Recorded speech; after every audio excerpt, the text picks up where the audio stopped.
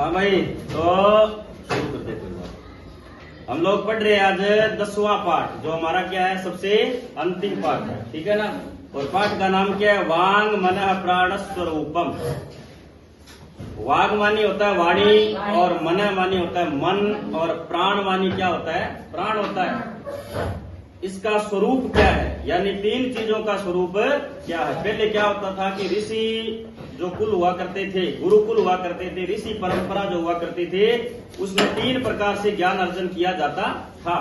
जैसे वाणी से, मन से और प्राणों से। तो उनका स्वरूप पूछा जा रहा है। तो यहाँ पे इस पाठ में एक गुरु होते हैं और उनके एक शिष्य होते हैं। शिष्य के द्वारा गुरु से प्रश्न पूछा जाता है कि गुरुजी हमें ये बताइए, वांग मानी वाणी का स्वरूप क्या है, मन मानी मन का स्वरूप क्या है, और प्राण स्वरूपम, और प्राण का स्वरूप क्या है। यहाँ सबसे बड़ी बात है कि जो ये मन है, आपका शब्द है ना, मन है, इसमें कई बार ऐसे लगता है कि ये पुल्लिंग का शब्द है। विसर्ग को देखने से ऐसे लगता है कि पुल्लिंग का शब्द है, लेकिन ये पुल्लिंग का शब्द नहीं है। मन आपका बनता है नपुंसकलिंग का है, तो षष्ठी का एक वचन है। मनस से क्या बनता है, मन बनता है, ठीक है। चलो शुरू करते हैं। प्रस्तुत अयम पाठ, अयम पाठ, पाठ माने पठ धातु से आपने जब घहीं प्रत्यय किया तो आपका शब्द बना पाठ है, और पाठ शब्द है पुल्लिंग, और इसके आगे क्या है, अयम। अयम क्यों आया है, क्योंकि पुल्लिंग के साथ क्या आता है, अयम बालक है। अगर बालिका है तो इयम बालिका, अगर फल है तो इदम फलम। तो ये जो प्रस्तुत पाठ दिया गया है, ये कौन से उपनिषद से लिया गया, छांदोग्योपनिषद से लिया गया है। देखिए हमारे भारतीय संस्कृति, वैदिक सनातन संस्कृति में 108 उपनिषद बताए गए हैं। कुल कितने उपनिषद बताए गए हैं, उनमें जो 13 है ना, उन 13 को प्रधान उपनिषद बताया गया है। जैसे उसमें आता है कि ईश, केन, कठ, ऐतरेय, इस प्रकार छांदोग्य, ये सारे मिल करके कुल 108 उपनिषद होते हैं। इनमें प्रमुख कितने बताए गए, 13 बताए गए। उसमें छांदोग्योपनिषद के षष्ठाध्याय से पंचम खंडात समृद्धोस्ति, कि ये जो पाठ लिया गया है ना आपका, ये छांदोग्योपनिषद के 6वें अध्याय के 5वें खंड से ये पाठ लिया, खंड मानी भाग से लिया गया है। पाठ्या से मनो विषयक, प्राण विषयक, वाग विषयक रोचकम तथ्यम प्रकाशितम अस्ति। यहाँ पर मन के विषय में, प्राणों के विषय में और वाणी के विषय में रोचक तथ्य को यहाँ पे क्या किया गया है, प्रकाशित किया गया है। अत्र उपनिषदि वर्णित गुह्य तत्वानां सारल्येन अवबोधार्थम आरुणी और श्वेत केतो संवाद माध्यमेन वांग मनः प्राणानां परिचर्चा कृता अस्ति, कि यहाँ पे जो मन का, वाणी का और जो प्राणों के स्वरूप की चर्चा की गई है, वो गुरु और शिष्य के संवाद के माध्यम से किया गया है। शिष्य होता है श्वेत केतु, शिष्य कौन होता है, और उनके गुरुजी होते हैं आरुणी। अब श्वेत केतु आरुणी जी से क्या करते हैं, प्रश्नों को पूछते हैं। तो यहाँ पे सरल भाषा के अंदर उन प्रश्नों का उत्तर जो है उनके गुरुजी आरुणी के द्वारा श्वेत केतु को दिया जाता है, उपदेश दिया जाता है। ऋषि कुल परंपराया ज्ञान प्राप्ते है, ऋषि कुल परंपरा में ज्ञान के प्राप्ति के 3 साधनानि संति। कितने साधन बताए गए हैं, 3। देखो यहाँ पे भी संख्या आई है 3, ये एक विशेषण है, संख्यावाची विशेषण। यहाँ 3 क्यों आया, क्योंकि आगे क्या लिखा है, साधनानि। साधन शब्द क्या है, नपुंसकलिंग का है, इसलिए 3 भी क्या हो जाएगा, नपुंसक। आप लोग शायद 7वीं क्लास में, कौन सी क्लास में पढ़ के, 6ठी क्लास में पढ़ के आए थे, पृथिव्याम 3 रत्नानि, कि रत्नानि कति रत्नानि, 3 रत्नानि। तो कति साधनानि, 3 साधनानि। किसके 3 साधन थे, यहाँ पे ज्ञान प्राप्ति है। ज्ञान प्राप्ति के पहले 3 साधन हुआ करते थे। कहाँ पर हुआ करते थे, ऋषि कुल परंपरा में, गुरुकुल परंपरा में, वैदिक सनातन संस्कृति में पहले ज्ञान की प्राप्ति के लिए 3 प्रकार के साधन हुआ करते थे। तेसु परिप्रश्नोपि एकम अन्यतम साधनम अस्ति। तेसु मानी उनमें, परिप्रश्नोपि, परिप्रश्न मानी होता है प्रश्न के ऊपर जब आप प्रश्न कर रहे हो कि वाणी क्या है, तो उसका उत्तर मन में है, मन क्या है, उसका उत्तर प्राण में है, ठीक है। तो एक दूसरे के ऊपर क्या थे, वह आधारित थे, एक दूसरे के वह साधन थे। अत्र गुरु सेवन पटो शिष्य वांग मनः प्राण विषय का प्रश्न नाम पृच्छते। यहाँ पर गुरु की जो सेवना करने में जो पटु मानी होता है चतुर। पटु मानी क्या होता है? चतुर। पटु हमारा एक विशेषण है, ठीक है ना। तो वहां पर पटु जो शिष्य हुआ करते थे, चतुर शिष्य हुआ करते थे, जो कुशल शिष्य हुआ करते थे, उन्होंने क्या किया? वांग मन और प्राण के विषय में प्रश्न पूछे। आचार्यस्य तेषां प्रश्नानां समाधानम करोति। और आचार्य ने उनके प्रश्नों के क्या किया? समाधान उन्होंने किया। अब कैसे समाधान किया, कैसे प्रश्न पूछे, वो सारा हम इस पाठ में पढ़ेंगे।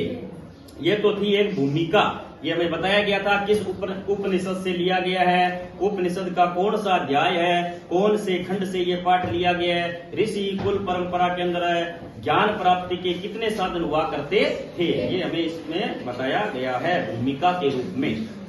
आइए शुरू करते हैं। श्वेत केतु। श्वेत केतु पूछते हैं कि भगवान श्वेत केतु अहम वंदे, कि हे भगवान, हे आचार्य जी, हे गुरुदेव, मैं श्वेत केतु आपको क्या कर रहा हूँ? प्रणाम कर रहा हूँ। वंदे मानी प्रणाम करना। आरुणि ने कहा कि वत्स चिरंजीव। चिरंजीव मानी होता है दीर्घ जीवी। चिर मानी क्या होता है? दीर्घ। बोले आप क्या हो? दीर्घ जीवी हो, आपकी लंबी उम्र हो। श्वेत केतु ने कहा कि भगवान किंचित प्रष्टुम इच्छामि। किंचित मानी होता है कुछ, प्रष्टुम मानी पूछने की, इच्छामि मानी मैं क्या करता हूँ? इच्छा करता हूँ, मैं कुछ आपसे पूछना चाहता हूँ। आरुणि ने कहा कि वत्स किम अद्य त्वया प्रष्टव्यम अस्ति। बोले तुम आज मुझे, अद्य मानी आज, किम मानी क्या, प्रष्टव्यम क्या पूछना तुम मुझे चाहते हो।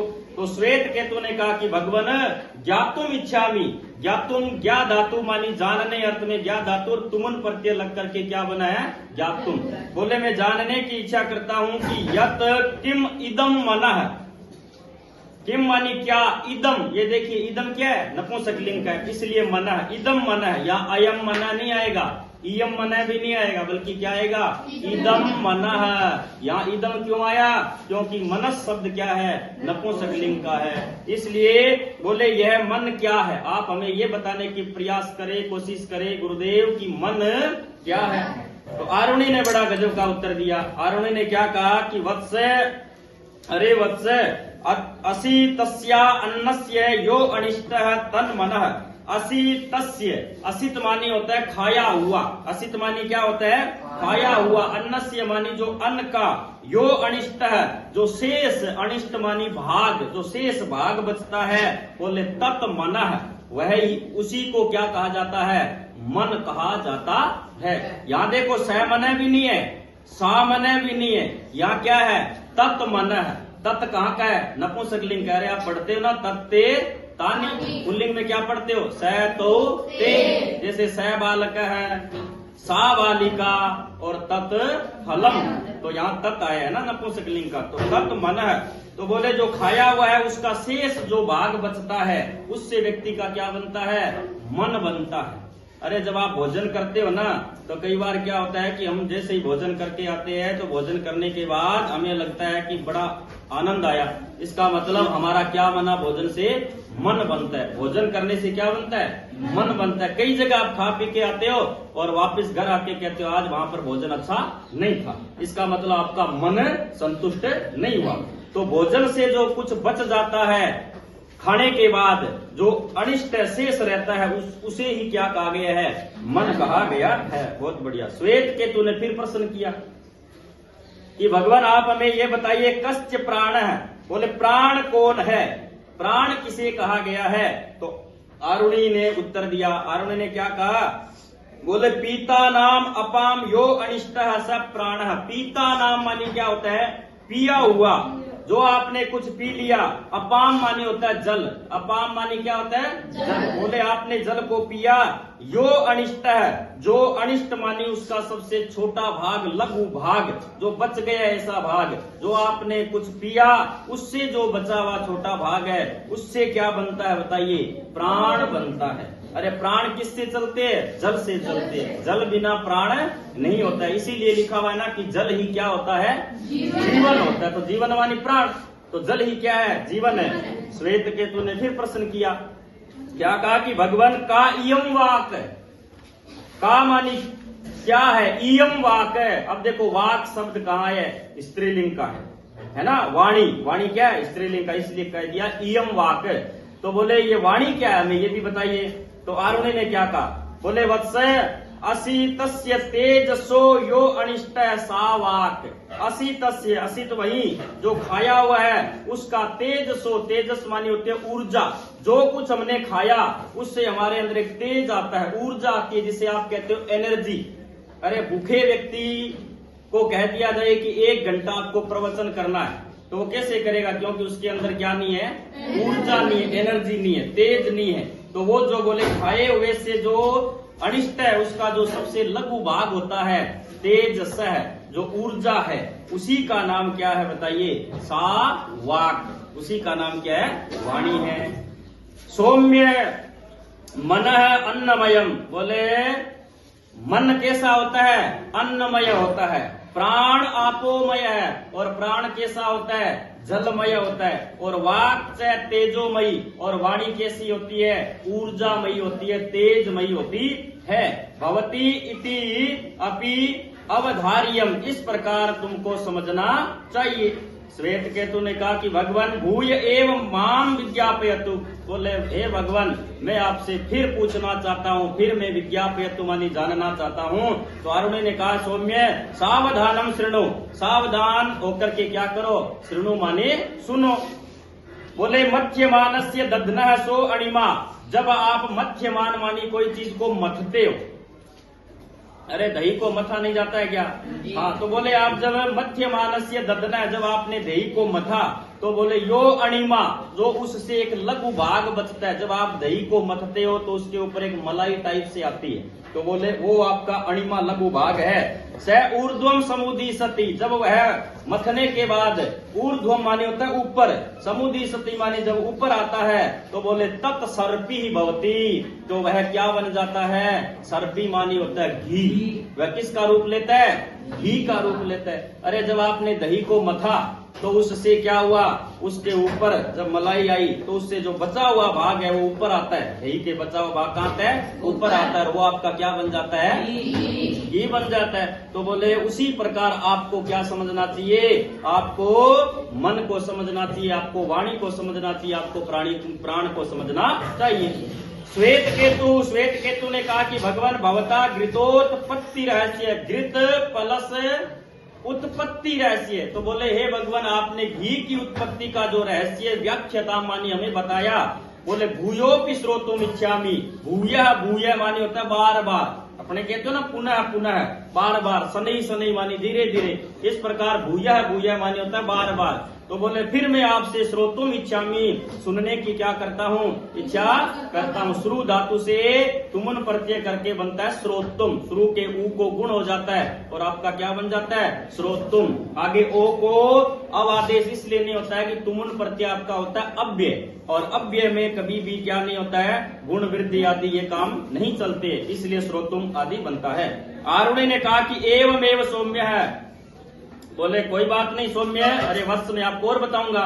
बोले अस्य मानस्य अन्नस्य यो अणिमा स ऊर्ध्वम समुदीसति तन मनो भवति अवगतम नैवा। इसी प्रकार क्या होता है, जब आप अन्नस्य यो अणिमा, अन्न खाते हो उसके ऊपर वाला भाग बचता है, ऊर्ध्वम समुदीसति, जब वो ऊपर आता है तो बोले वो क्या बन जाता है, मन बन जाता है। अवगतम नैवा, अवगतम मानी समझे या नैवा नहीं समझे। श्वेत केतु ने कहा कि सम्यक अवगतम भगवान, सम्यक मानी होता है भली भांति, अवगतम मैं समझ गया, भगवान मानी हे गुरुदेव मैं भली भांति समझ गया।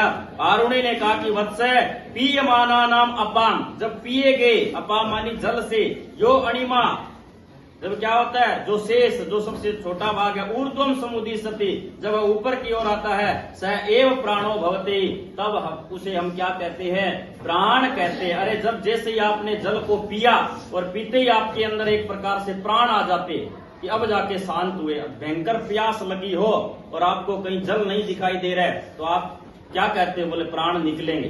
और जैसे ही आप जल पी लेते हो तो आपके अंदर एक प्रकार से क्या आ जाते हैं, प्राण आ जाते हैं, तो प्राण ऊपर आते हैं। पहले ऐसे लग रहा है कि प्राण जा रहे, अब जाएंगे प्राण, लेकिन जैसे ही आपने जल को पिया वैसे ही आपको क्या लगता है कि अब तो मेरे अंदर क्या आ गए, प्राण आ गए।